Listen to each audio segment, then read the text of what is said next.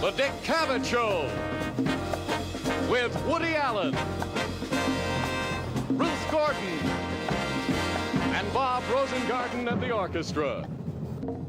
Ladies and gentlemen, Dick Cavett.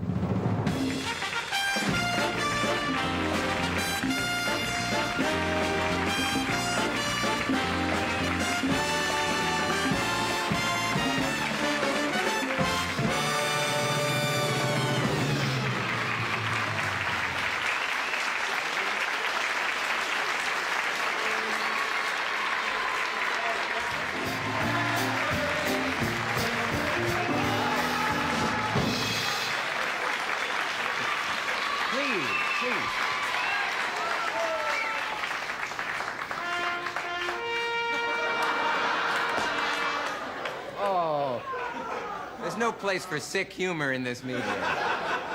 Get that thing down. Welcome to this latest show in our series. Really the latest. I have no joke monologue prepared tonight, but I'm going to do a monologue anyway, and this is it. And if you don't like it tonight, I'm never going to do it again. This is it, folks. After tonight, Santa Flesh finds itself a new boy. Listen, I would like to say, I'm going to talk about this show later on, not a lot right now, but I would like to say, if I forget later, that I have made a lot of new friends on this run. It was a limited engagement. I'll explain that later. I mean, it was always meant to be, and I've met a lot of new people and new sponsors and friends and stolen a lot of ballpoint pens from the network. It's been fun. And I remember when my other show went off. That was a cancellation. That was the real thing. And the network has somehow, under Mr. Rule, gotten somewhat classier than then. I don't know what it is, but I remember my old cancellation was a telegram, just a telegram, nothing personal. Roses are red, violets are blue, save your money, we're dumping you. And, I knew it came from the top because red was spelled wrong, but we have... ABC has been very kind. They have made terrific fuss over me right up to the last show now. I mean, really a fuss. The way NBC treats Johnny Carson, just really... They came in and burned my office down, is what they did. You know. So anyway, I look forward to the winter, and I'm going to relax in the winter. My biggest problem this winter will just be whether to use coal or raisins as the snowman's mouth.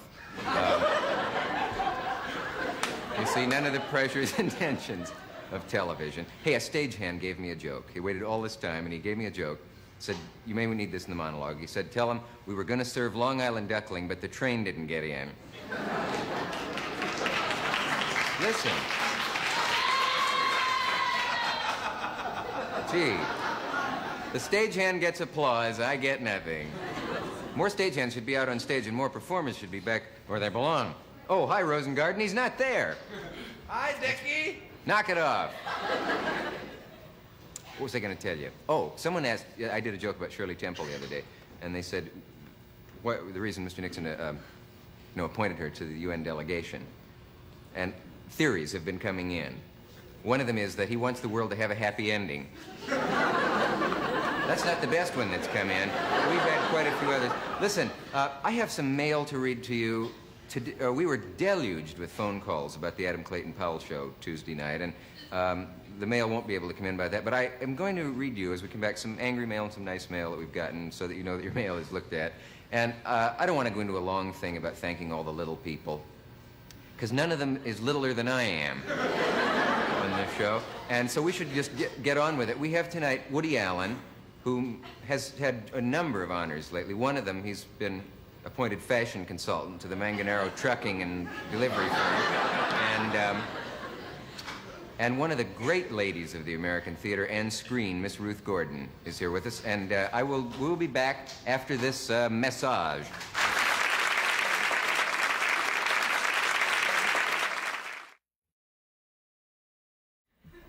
I know that when you watch a television show and you write in about something, you wonder if your mail is ever read. And I have been trying to catch up on the mail. It's been coming in about the show going off in boxes of 500, which are piling up. So I assume I will get to your letter sometime in November if it's at the bottom of that pile. But we did some past shows, which we got an awful lot of mail, particularly about when we had Allen Ginsberg and Joan Baez on. And I would just like to read it to you to show you what happens when you have something like that on the show. These were not typical guests, but I'll just read these straight through. How could you stoop so low as to have anyone like Joan Baez on your show is beyond me. She made the statement, who would want this country? If she doesn't like it, why doesn't she go somewhere else? I must say your show has the most appropriate sponsors, Santa Flesh, of any show on television. And I'm sure no one would miss her and her miserable talent, and I would be willing to bet no other country would want her either. Dick, let's see, where's that from? Michigan, not that it matters. It was so good to see Joan Baez on your show. Nonviolent movement is the future of humanity. If humanity is to have a future, hope to see her back again on your show. Thank you. Shows such as yours can be an influence for good, but not by providing a platform for those who hold our country in contempt. Joan Baez has amassed a fortune in our country under our system. I'd like to see her do it in any other country. She held up as an example. I'm sick of such un-American activities and pronouncements, my country, right or wrong. That's from Iowa. The actual source of that quote I looked up, and it's Carl Schurz, and the quote was, our country right or wrong, when right, keep her right, when wrong, to make her right again, which is more complicated, actually.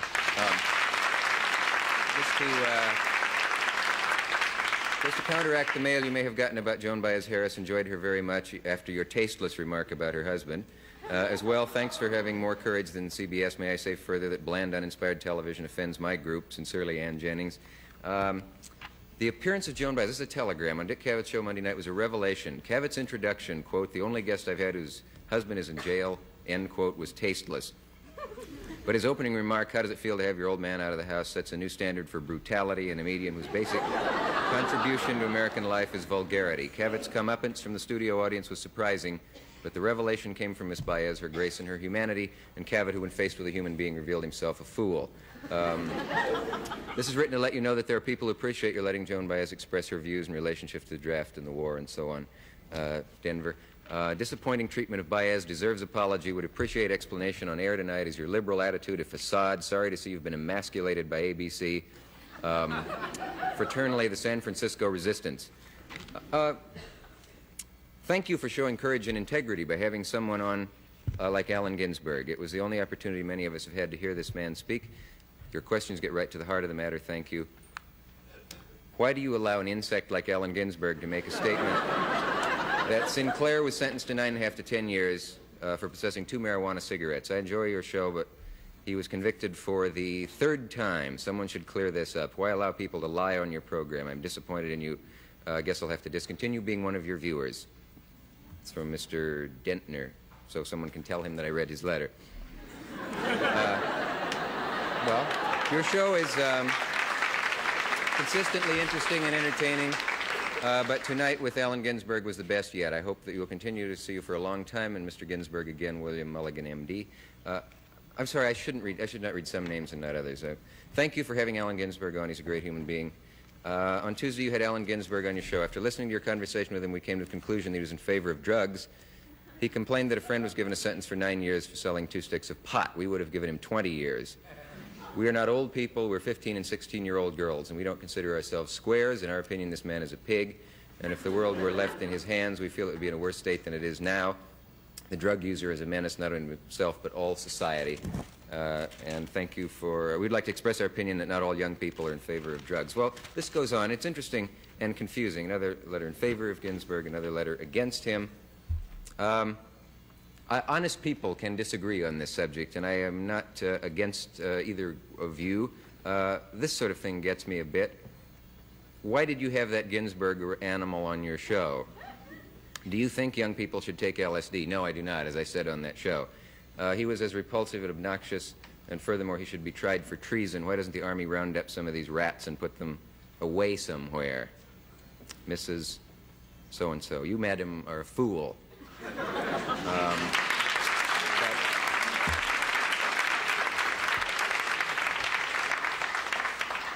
Anyway, I would like to, I didn't hope you won't take that personally.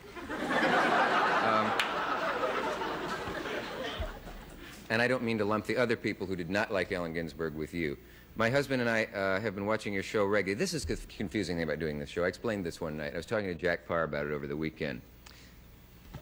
These, I think, speak for themselves. My husband and I have been watching your show regularly, enjoy it very much.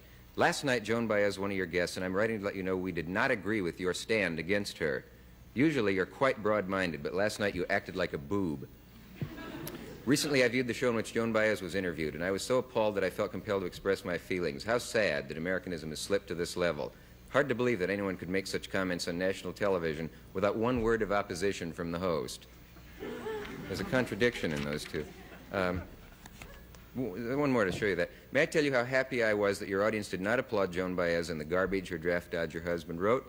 But why did you sit there nodding and smiling agreement with every word out of her mouth?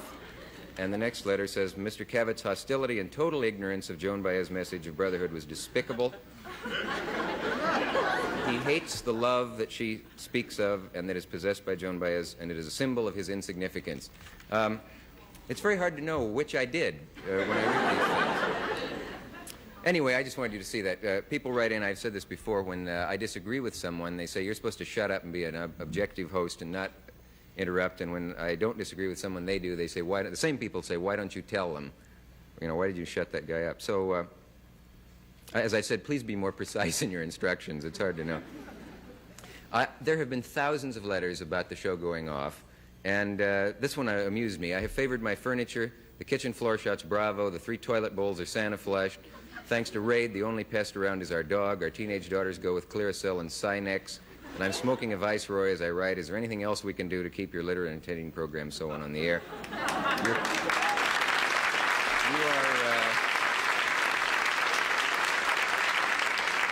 You're to be commended for bringing us the best hours on television, so on. Thank you. I read that only to thank my sponsors who stuck with us all through this. Oh, I don't know how this got in here, but I get it from the left and the right.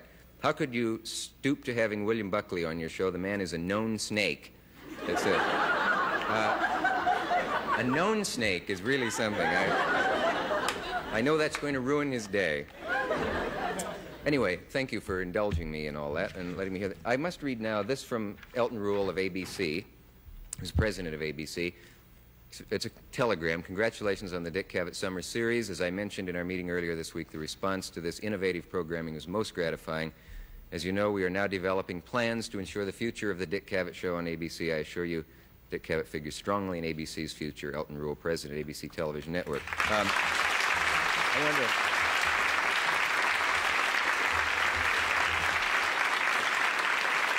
I want to read that because I did want to explain once again to those who don't understand it that this show was merely planned as a summer experiment, so to speak, with the possibility of bringing back in the fall. And so in fairness to the network, this was not a cancellation. They had bought their fall schedule, and they have to go ahead with it. And in fairness to you, there is not a definite time at the moment for me to come on, but there will be talk in the next couple of weeks. Woody Allen, after this message.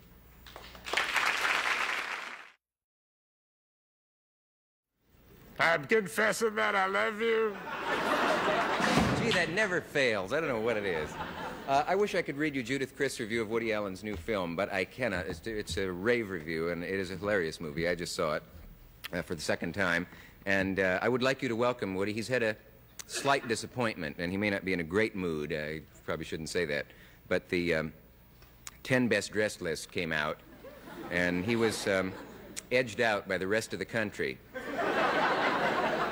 Will you welcome from the pages of Gentleman's Quarterly, Mr. Woody Allen? Yeah.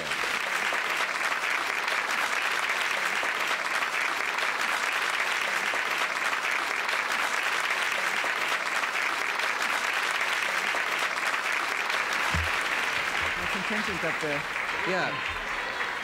Thank you. You should know that I. This is true. That every year for the last 4 years, nobody ever says anything about this. I made the 10 best dressed list in Poland. Well, I'm glad we cleared that up. You, all the time, because this movie of yours involves crime and all, I get asked, does he really have a serious interest in crime, and were you once, as a kid, I guess you've given interviews in which you've claimed an interest in crime. I do. I have an interest in anything on the other side of the law, you know? And when I was younger, I wanted originally to be an FBI man when I was a little kid. That's true. But I didn't have the, I couldn't pass the physical to do it. I didn't have the height requirements or the, you know, I wasn't blonde enough, and I didn't have, and then I wanted to be a criminal for a long time, but This is true, but in New York State, you have to be, I think, over 5'7" to be a criminal. Is that so? Yeah. I passed the written, but I couldn't... They keep revising the requirements, too. You just can't keep up with it. I understand you're following the Queen on what is known as another network. Yes. I guess we shouldn't mention which one, but people can easily probably... This Sunday night, this coming Sunday night, which is the eve of a most sacred Jewish holiday, I'm on television. And all the Jewish people around the country are to atone for their sins on that night, and they put me on. And and the funny part of it is the show. It's a comedy show, and it's on. The times vary according to the country, but it's on this Sunday night on CBS, and I follow the Queen of England, and it's me and Candy Bergen and I in a sketch where we both get naked, which is really going to be an interesting sketch. It's true. It's a sketch, not an actual picture. We've done it already. We taped it already, Yeah. and it's really very interesting. I don't know why I find this hard to believe, but I guess I do. Oh, yes. Am I too young and naive and... No, but it's an hour of horny comedy, you know. It's really going to be interesting. And the Fifth Dimension are on with me, who are really one of my favorite singing groups, because I'm not... I never wanted to have a group on the show that I didn't really like, because I don't have the nerve to come out and give them a good introduction if I don't. And they consented to do the show. And also Billy Graham, the noted reverend and tall man, is going to be on the show.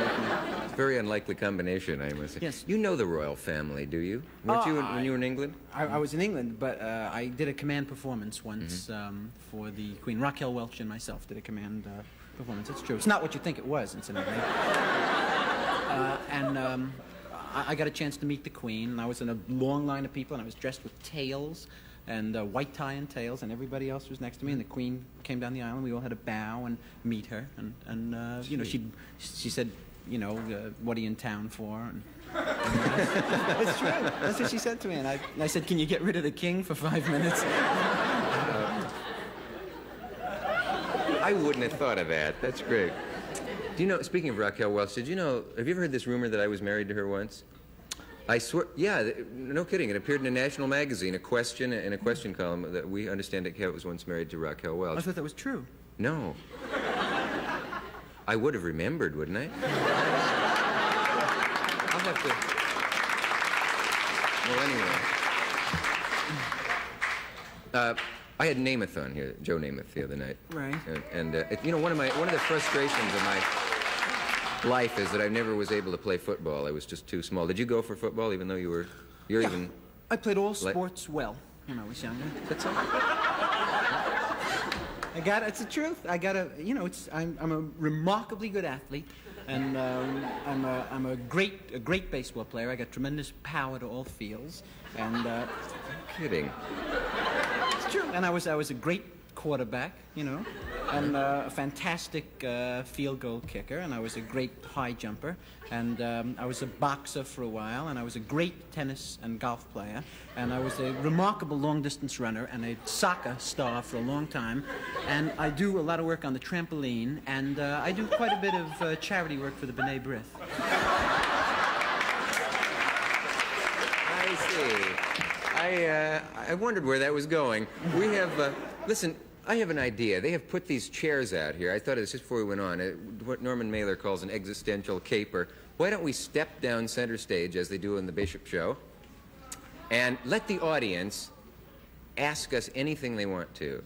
Okay. It might be stupid, and we may be sorry. I don't mean you will. I mean we may. Do you want to do that? Let's do it right now. Let's move right into that. Okay.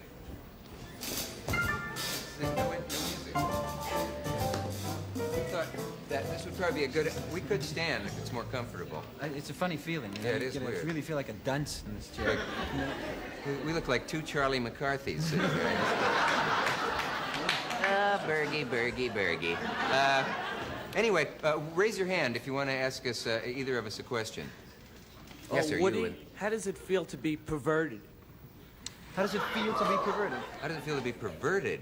Yes, it's a warm, wonderful feeling.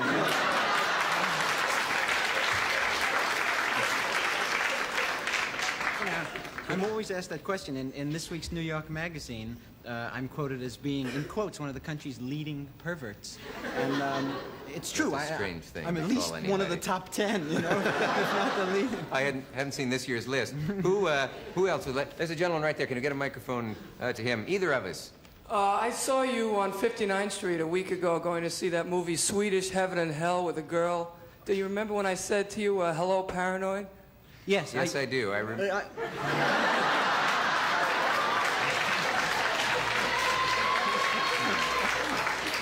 One of us is crazy. I just want to clarify this right now. Yeah, I guess you better. I wasn't going to see Sweden Heaven. I was going to see the 3 films of Edgar Allan Poe's, the Vadim Mal and Fellini film, and that was not a girl with me.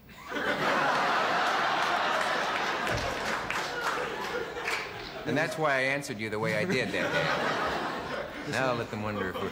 Yes, the gentleman in the tie. I've heard a rumor that you're going to run for the presidency in 1972. Is that true? Which one of us is he talking to? I don't think he's talking to either of us. Yes, he's not, and I am not neither. Yes, Vice president? No, I myself believe in a fascist dictator state. And I would like That's what to... it was. You were going to run for fascist dictator. Yes, I'm running for dictator. My fondest wish is to be a benevolent dictator. I would like to, you know, get control of the reins of government for maybe just 20 minutes if I could. And, you know, I could really stick the shaft to all those people. Running for fascist. They're one of the fascist runners in town. How do we do it? What a team. We ought to be on TV more often. Who else has one? There must be a balcony. Yes, balcony. What? Yes, you. I'm assuming there's someone up there. Anyone down here? It's hard to see the balcony. Yeah. Yes, ma'am. Yell it out. Sorry? What size shoe do you wear? What size shoe do I wear? Which leg? That's not bad for an ad. That was good. That was good. Yeah. I wear 8s. They're actually booties. They have very little feet. Yes, lady in the hairpiece. No, I'm sorry. Would you ever Offended. be a guest on Merv Griffin or Johnny Carson if they asked you? We were thinking of having them here, but they're going to have to hurry. Yeah, I think we're both free to appear wherever we like. Yes, balcony. What is that strange animal musk which Mr. Allen exudes that drives women wild? And where can we get it? Is he back again? Folks at home, the question is, where is the strange animal musk Mr. Allen exudes that drives women wild, and where can we get it? Next.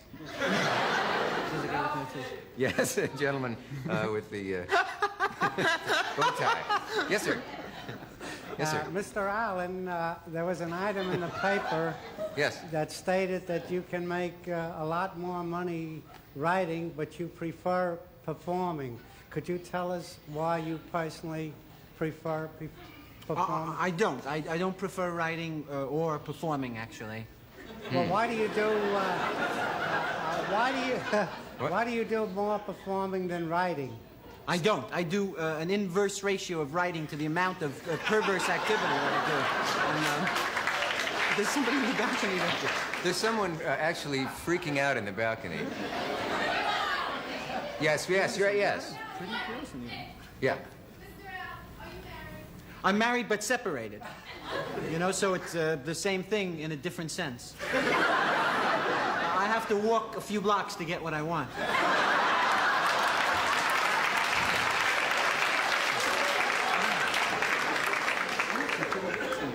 I don't understand a word of this. I have to walk a few blocks. Yes, someone with glasses, please. There's a gentleman with glasses right back there. Sir, congratulations on your glasses. I thought you had a question. I don't mean to be impertinent. I wonder if Mr. Cavett has yet made, or if he would now care to, an endorsement for the position of mayor of New York. Endorse whom for the position of mayor? Well, your choice, I would presume. Yes, I want the funny one. Yes, we all know who that is. Yes, a gentleman raising his hand timorously, but has a terrific physique. Allen, can I ask you a personal question? Who, who's me? your tailor? Yeah. Yeah. Oh, Who's your tailor? Who's my tailor? Right. I buy everything at, this is true, at the Army and Navy store on 42nd Street. Is that so? It's the best place. You go in there and it fits right off the rack, and it's like $7 for a pair of pants, and they last forever. And they have an interesting built-in musky odor that you might like. I see. There's a lady right here. You're both known for your athletic prowess. Which of you can do the most push-ups? Which of us can do the most push-ups?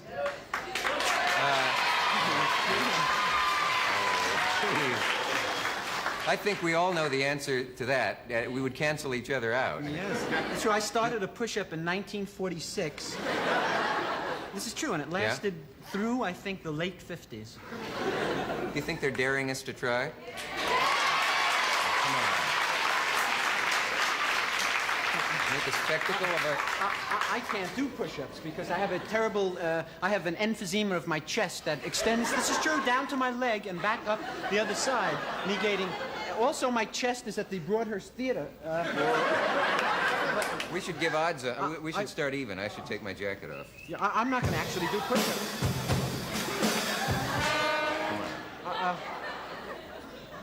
Should we take our whole shirt off and do our push-ups on the... That'd be silly. Come on. I thought you Don't meant, egg us on. With the eyelids. No, actual push-ups. From the floor? I can't get down I on the will floor. if you will. Take my shirt off? Yeah. I'll roll my sleeves up. I can't take my shirt off because I have a pornographic tattoo on my chest. And it cannot be seen on a major network, you know, unless accompanied by a parent. Pardon me? Did you oil your muscle? Did I oil my muscle? It's funny, this guy You guys seen your old egg. Okay. Are we undressed enough? If we took our shirts off, it would close the network. Yeah, I can't take anything off. You know what? Yeah. You actually want to do push-ups? I don't know if we ought to go in. Yeah, I can. Okay. But think of it this way. What if I drop dead from a heart attack?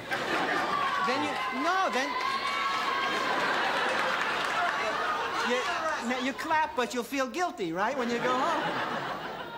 You will, because I'm vulnerable. And you think that guy, he was sweet and he dropped dead from a heart attack because we egged him on to do push-ups. I don't want to do any push-ups. If you want to see a physical act performed, I knew you'd get us out of this. Don't we have to break for I have a tattoo commercial? that says Wilma that I'm very ashamed of.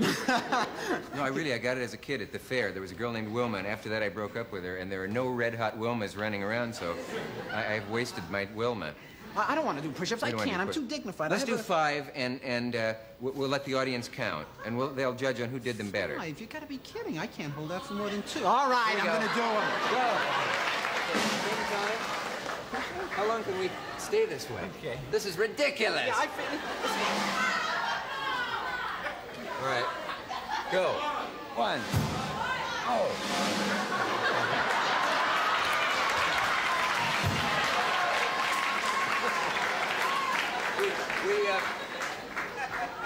I think 4.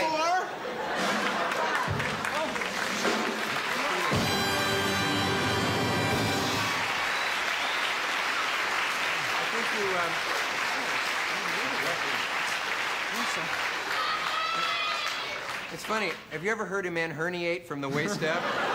Very strange. Really we have bad. to pause and collect our senses.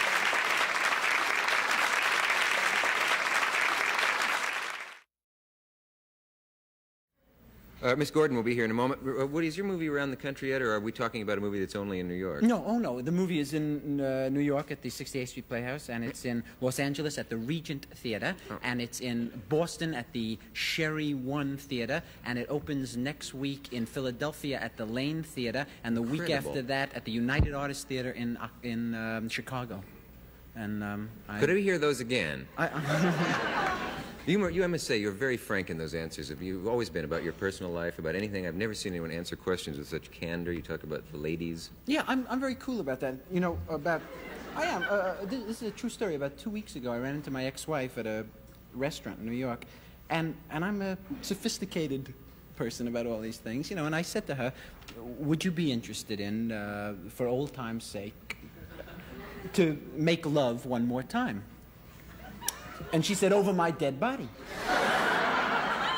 And I said, why not? That's the way we always used to do it.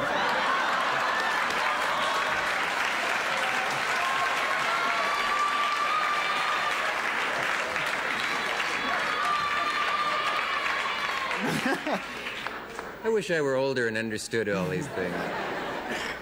She was traumatized because on our honeymoon night, I was making love to her and I got a tear in one of my rubber gloves. Oh, wait a minute. Ridiculous. Let me... Wait, is there a camera on me? Oh, yes. I would like to introduce a lady who is one of the incomparable ladies in the American theater. There have been